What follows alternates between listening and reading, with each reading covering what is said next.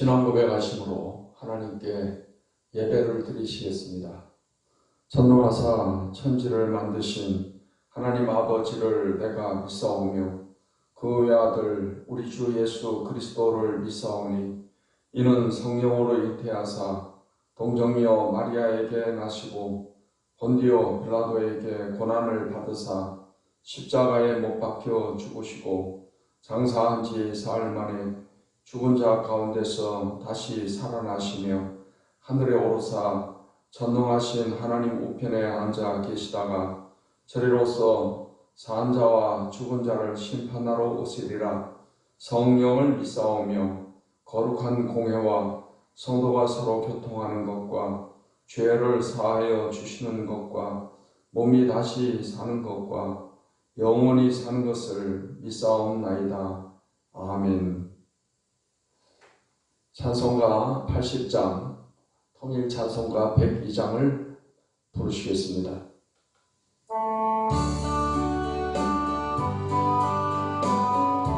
천지에 있는 이름 중 귀하고 높은 이름 주 나시기 전 지으신 우주의 이름 예수. 주 앞에 내가 엎드려 그 이름 찬송함은 내 귀에 들린 말씀 중 귀하신 이름 예수. 주 십자가에 달릴 때 명패에 쓰인 배로 저 유대인의 왕이요 곧 우리 왕이시라. 주 앞에 내가 엎드려 그 이름 찬송함은 내 귀에 들린 말씀 중 귀하신 이름 예수. 지금도 살아계셔서 언제나 하시는 일 나 같은 죄인 부르사 참 소망 주시도다. 주 앞에 내가 엎드려 그 이름 찬송함은 내 귀에 들린 말씀 중 귀하신 이름 예수. 주 예수께서 영원히 어제나 오늘이나 그 이름으로 우리에게 참 복을 내리신다. 주 앞에 내가 엎드려 그 이름 찬송함은 내 귀에 들린 말씀 중 귀하신 이름 예수.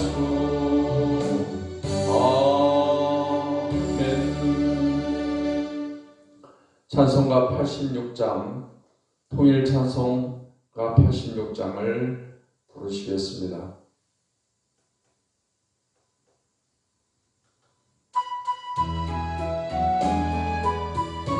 내가 늘 의지하는 예수.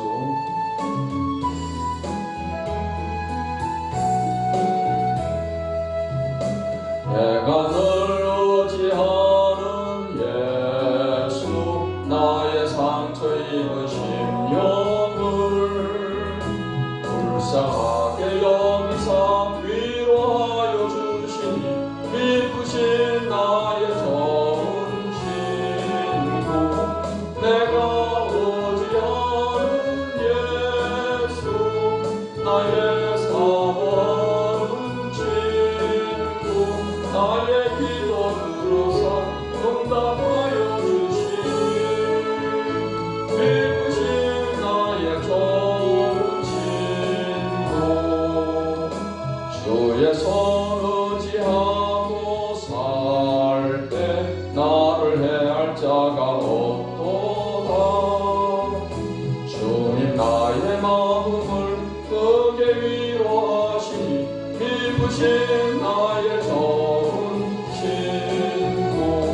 내가 의지하는 예수. 나의 사모하는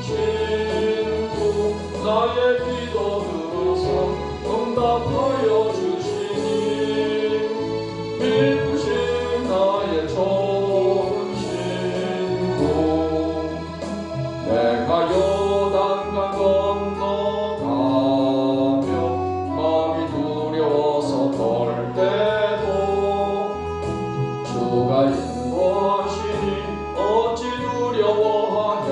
미쁘신 나의 좋은 친구, 내가 의지하는 예수, 나의 사모하는 친구, 나의 기도 들으사 응답하여 주시니 미쁘신 나의 좋은 친구.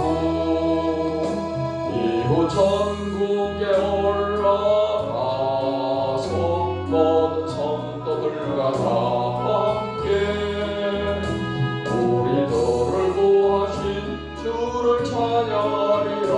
미쁘신 나의 좋은 친구, 내가 의지하는 예수, 나의 사모하는 친구, 나의 기도 들으사 응답하여 주시니 미쁘신 나의 좋은 친구.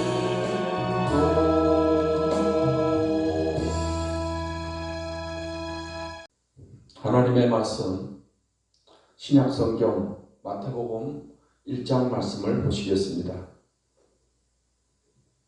마태복음 1장 말씀을 읽겠습니다. 아브라함과 다윗의 자손 예수 그리스도의 계보라.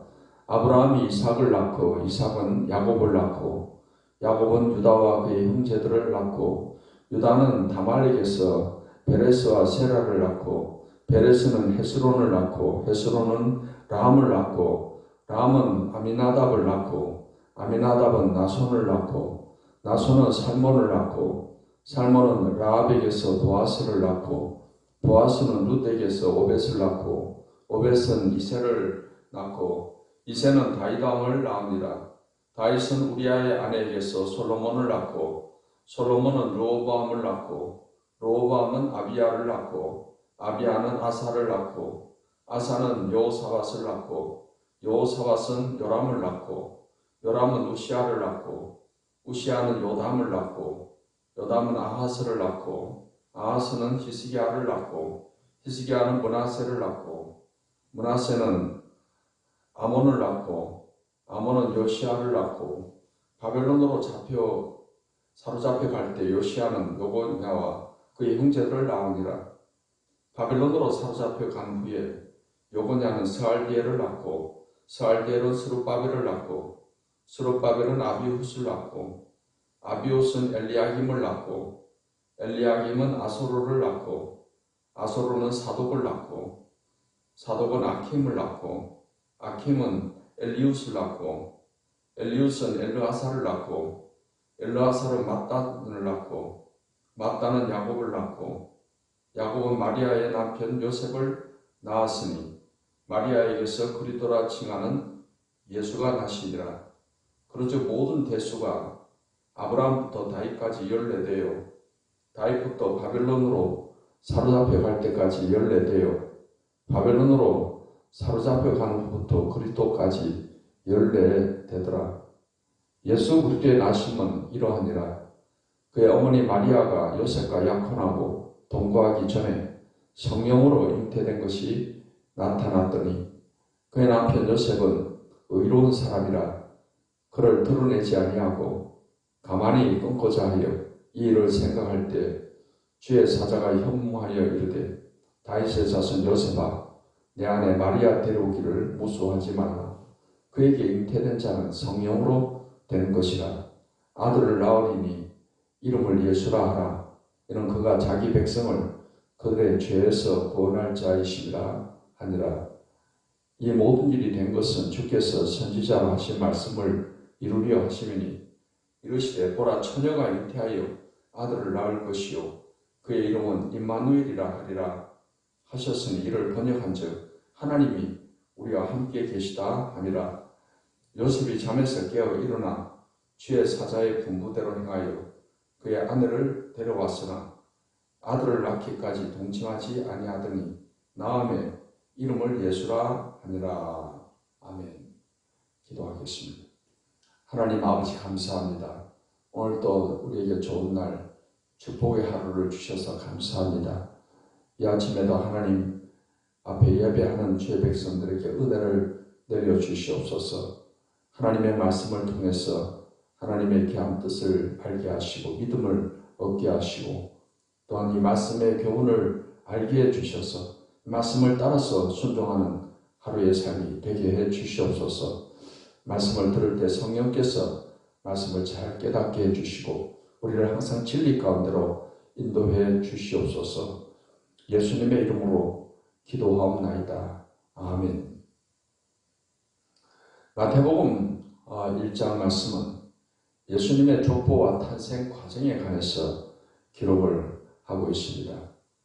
1장 1절로 17절의 말씀은 예수님의 구약적 혈통적 배경인 족보에 대해서 기록을 하고 있고 1장 18절로 25절까지의 말씀은 메시아의 탄생 과정에 관해서 기록을 하고 있습니다. 이렇게 마태복음에서 족보를 기록해야 될 필요성에 대해서 살펴보자면 예수님은 구약에 예언된 메시아로 오신 분이십니다.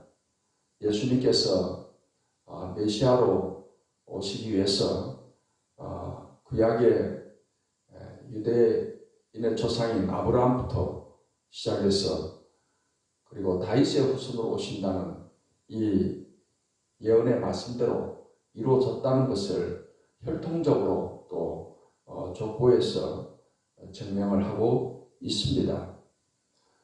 이 족보의 중요한 의미는 예수님께서 이렇게 아브라함과 다윗의 후손으로 오셨다는 것을 통해서 예수님의 인성에 대한 증거를 나타내고 있습니다.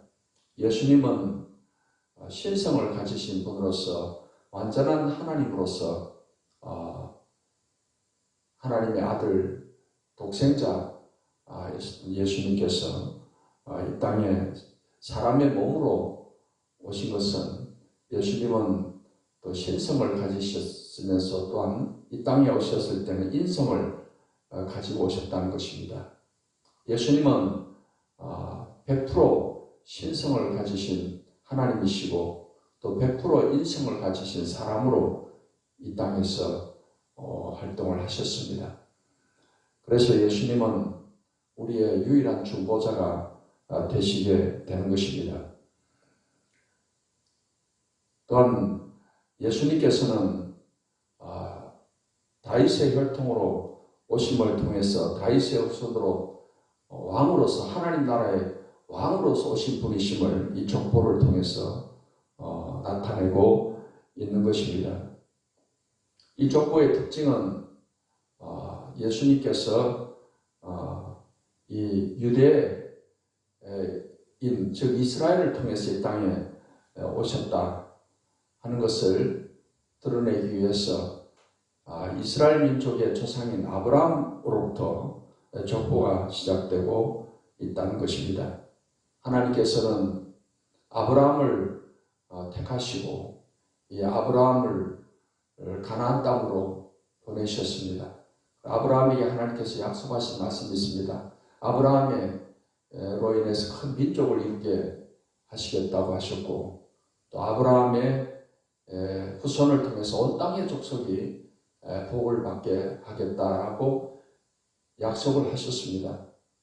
아브라함은 이러한 약속의 말씀에 따라서 그가 갈대아 우르를 떠나서 가나안 땅으로 오게 되었으며 아브라함의 나이 100살에 하나님께서는 이삭을 주시고 이삭을 통해서 이제 큰 민족이 이루어지게 하신 것입니다. 이삭이 야곱을 낳고 야곱이 12아들을 낳아서 12아들이 이스라엘 12지파의 조상이 된 것입니다. 이 야곱의 12아들 가운데서 하나님께서는 유다 지파를 통해서 왕이 나실 것임을 말씀을 하셨고 유다 지파의 다윗을 하나님께서 왕으로 삼으셨습니다. 그리고 다윗의 아들들이 쭉 이어서 유다의 왕으로서 그 계보를 이어가게 되며 예수님은 이 다윗의 후손으로 태어나게 되시게 된 것입니다. 이 유대 민족들이 이제 애굽에서부터 나와서 가나안 땅에 와서 이제 그리고 애굽에서 나와서 이제 왕국 시대를 거쳐서 바벨론의 포로로 끌려가게 되었습니다. 바벨론 70년 포로 생활을 마치고 나서 이제 돌아와서 다시금 성전을 건축하게 되고 그 후 400년 침묵기를 지나서 예수님이 태어나시게 된 것입니다. 이렇게 아브라함부터 다윗 그리고 예수님의 탄생까지 이어지는 그 족보를 통해서 예수님은 구약에 예언된 메시아로 오신 분이십니다. 또 다윗의 후손으로서 왕으로 오신 분이시다라는 것을 우리에게 나타내주고 있는 것입니다. 이 족보의 특징 가운데 보면은 여인의 이름이 4명이 나옵니다. 다말과 라합과 룻과 바세바가 나오게 되는데 그 4여인 중에서 2명의 여인은 라합과 룻은 이방인으로서 그 예수님의 족보에 올라간 여인들입니다. 이렇게 이방인의 이름이 들어갔다는 것은 예수님께서는 메시아로 오셔서 유대인만 아니라 온 세상을 구원하시는 그런 구원자로 오신 분이시다라는 것을 나타내고 있습니다. 또한 이 4여인 중에서 다말이나 또 라합이나 바세바 같은 여인은 불륜과 그런 도덕적 결함을 가지고 있는 그런 여인들입니다. 이러한 여인들의 이름이 들어가게 된 것은 하나님께서는 의인을 불러 구원하러 오신 분이 아니고 예수님은 의인을 불러 구원하러 오신 분이 아니고 죄인을 불러서 구원하게 오신 분이시다라는 것을 또 보여주고 있는 것입니다. 1장 18절로 25절까지의 말씀은 메시아의 탄생 과정에 관해서 기록을 하고 있습니다.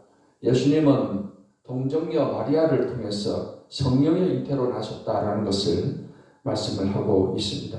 18절로 20절 말씀을 보겠습니다. 예수 그리스도의 나심은 이러하니라. 그의 어머니 마리아가 요셉과 약혼하고 동거하기 전에 성령으로 잉태된 것이 나타났더니 그의 남편 요셉은 의로운 사람이라 그를 드러내지 아니하고 가만히 끊고자 하여 이 일을 생각할 때 주의 사자가 현몽하여 이르되 다윗의 자손 요셉아 내 아내 마리아 데려오기를 무수하지 말라. 그에게 잉태된 자는 성령으로 된 것이라 했습니다. 예수님께서 동정녀 마리아를 통해서 성령의 잉태로 이 땅에 오셔야 되는 이유는 그렇습니다. 우리 인류는 다 아담과 하와의 원죄 가운데 태어나서 모두가 다 날 때부터 죄인으로 태어났습니다. 예수님은 우리의 인류의 죄를 대신해서 죽으시고 부활하심을 통해서 우리의 죄를 다 대속하시고 우리의 구원자가 되셔야 하는데 예수님이 우리와 같은 아버지 어머니를 통해서 태어나신다면 예수님도 그런 원죄 가운데 죄인으로 태어나시는 것이며 죄인인 예수님이 우리를 대신해서 십자가에서 죽으실 수가 없는 것입니다. 그렇기 때문에 예수님은 동정녀 마리아의 몸에 성령에 의해서 잉태가 되셔서 오심으로 예수님은 이러한 원죄가 없으십니다. 그리고 전혀 죄 없이 사셨습니다. 그렇기 때문에 예수님은 인류의 모든 죄를 대신해서 죽으실 수 있는 그런 구원자가 되시게 되신 것입니다. 예수님께서는 또 성육신 하신 분이심을 말씀을 하고 있습니다. 23절 말씀을 보라 처녀가 잉태하여 아들을 낳을 것이요 그의 이름은 임마누엘이라 하리라 하셨으니 이를 번역한즉 하나님이 우리와 함께 계시다 함이라 했습니다. 예수님에 대해서 이미 구약 성경 이사야서에 예언이 되어 있습니다. 우선 처녀가 잉태하여 아들을 낳을 것이고 그 이름은 임마누엘이라 하리라 하는 것입니다. 임마누엘을 번역하면 하나님이 우리와 함께 계시다 합니다 하는 것입니다. 예수님은 이 땅에 오시기 전에는 하늘에서 하나님의 아들로 독생자로 계셨습니다. 그 예수님께서 사람의 몸으로 이렇게 성육신 하셔서 이 땅에 오시게 된 것입니다. 하나님이신 예수님이 성육신 하셔서 사람의 몸으로 이 땅에 오신 것입니다.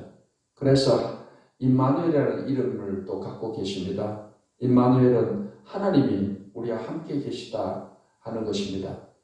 예수님은 이 죄인된 인간을 구원하기 위해서 하나님의 아들이셨던 예수님이 사람의 몸으로 이 땅에 오시게 되었다 하는 것입니다. 임마누엘 대신 예수님은 이제 죽으시고 부활하시고 하늘로 승천하셨지만 하나님의 영이시고 예수님의 영이신 성령이 우리에게 내주하여 계십니다. 그래서 우리는 성령을 통해서 성령 안에서 삼위일체 하나님과 함께하는 이러한 은혜를 우리가 누리게 되는 것입니다. 예수님의 이름이 우리에게 주는 교훈은 그렇습니다. 예수라는 이름에 대해서 21절에 이렇게 말씀하고 있습니다. 아들을 낳으리니 이름을 예수라 하라. 이는 그가 자기 백성을 그들의 죄에서 구원할 자이시리라 하니라 했습니다. 예수라는 이름이 자기 백성을 그들의 죄에서 구원할 자다, 구원자라는 이런 이름의 의미를 가지고 있는 것입니다. 예수님은 구원자가 되시기 위해서 이 땅에 세상에 사람으로 오셨습니다. 예수님은 우리의 모든 죄를 대신해서 십자가에서 피 흘려 죽으시고 부활하심을 통해서 인류의 죄를 대속하셨습니다. 예수님은 십자가에 달리시기 전에 새 언약으로 약속을 하셨습니다. 죄사함을 얻기 위하여 내가 흘리는 피, 언약의 피다 하시면서 성찬을 하시면서 포도주 잔을 제자들에게 주시면서 하신 말씀입니다. 예수님의 피로 우리 죄를 사해 주신다는 것이 바로 새 언약입니다. 그래서 예수님이 이 땅에 오셔서 십자가에서 죽으시고 부활하시는 것은 인류에게 있어서는 복음인 것입니다. 예수님을 믿음으로 죄 사함을 받고 구원받고 하나님의 자녀가 되어서 우리가 영생을 하게 된다는 것이 바로 이 복음인 것입니다. 사랑하는 우리 성도 여러분, 예수님은 이처럼 우리를 구원하기 위해서 하늘 영광 보좌를 버리시고 낮고 천한 인간 세상에 이렇게 동정녀 탄생으로 성령으로 잉태되어서 사람의 몸을 가지시고 사람으로 오셨습니다. 예수님은 완전한 하나님으로서 또 완전한 사람으로서 우리의 중보자가 되셔서 오직 예수 그리스도를 통해서 우리가 죄사함을 받고 예수님을 통해서 많이 우리가 하나님께로 나아가게 되는 것입니다. 예수님은 내가 그 길이요 진리요 생명이니 나로 말미암지 않고는 아버지께로 올 자가 없다고 했으며 예수라는 이름 외에 다른 이름을 구원자로 주신 것이 없다고 성경은 말씀을 하고 있습니다. 오늘날 이 땅에 많은 거짓 선지자와 적그리스도가 일어나서 자신이 하나님이여 자신이 구원자여 자신이 재림 예수여 라고 하고 있지만 그들은 다 거짓 그리스도입니다. 적그리스도입니다. 이제 우리는 우리의 구원자는 오직 예수 그리스도 그분만이 구원자이시고 예수님은 이제 다시 오신다고 하셨습니다. 죽으시고 부활하신 그 예수님이 친히 다시 구름 타고 하늘로부터 오시게 될 것입니다. 그 예수님이 재림을 하심을 통해서 구원받은 우리들을 다 천국으로 데려가시며 또 이 세상은 하나님을 거부하고 복음을 믿지 않은 자들에게는 영원한 멸망의 심판이 주어지게 될 것입니다. 사랑하는 성도 여러분, 오직 우리의 구원자는 예수 그리스도만이 구원자가 되십니다. 예수님을 통해서 이제 우리가 죄사함 받고 구원받았습니다. 구원받은 성도로서 우리는 하나님의 그 사랑과 은혜에 우리가 감사하면서 이 복음을 열심히 전하면서 살아가야 될 것입니다. 오늘 이 하루도 우리 예수 그리스도의 안에서의 이 구원의 감격과 기쁨 가운데 복음의 능력 가지고 승리하면서 살아가며 이 복음을 전하는 축복된 성도가 되시기를 예수님의 이름으로 축원합니다. 기도하겠습니다. 하나님 감사합니다. 영원히 죄로 멸망받아야 마땅한 우리들을 구원해 주시기 위해서 하나님께서는 하나님의 아들 예수님을 이 땅에 보내주셨습니다. 예수님께서 동정녀 탄생으로 성령의 잉태로 오셔서 우리의 죄를 대신해서 십자가에서 죽으시고 부활하심을 통해서 우리의 구원자가 되심을 감사합니다. 예수님을 우리가 믿고 구원받고 죄사함받고 하나님 자녀가 되어서 영원한 천국을 바라보며 소망 가운데 살게 해주심을 감사합니다. 오늘 이 하루도 이 구원의 감격 가운데 살아가며 복음을 전하며 살아가는 하루가 되게 해주시옵소서. 예수님의 이름으로 기도하옵나이다. 아멘.